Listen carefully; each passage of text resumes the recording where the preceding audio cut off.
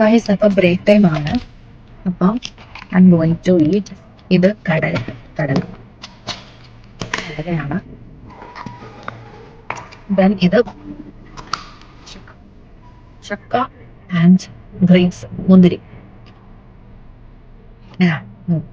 ഇവിടെ ഗൾഫിൽ ചക്ക കിട്ടാൻ ഭയങ്കര ബുദ്ധിമുട്ടാണ്. പിന്നെയാണെങ്കിൽ ഒടുക്കത്തെ റേറ്റുമാണ്.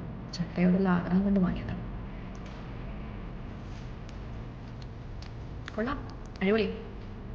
നിങ്ങൾ വിചാരിക്കുന്നുണ്ടാവും ഇതെന്താ ഒറ്റയ്ക്ക് ഇരുന്ന് കഴിക്കുന്ന, ടീച്ചേഴ്സൊക്കെ എവിടെ പോയി, കൊളീഗ്സൊക്കെ എവിടെ പോയി എന്ന് വിചാരിക്കുന്നുണ്ടാവും.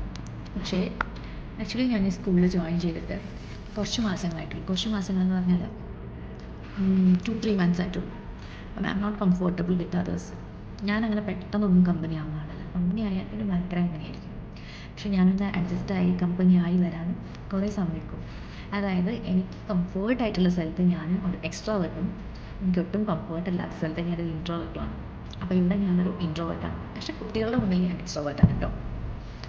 അതാണ്. So now I am enjoying my own company.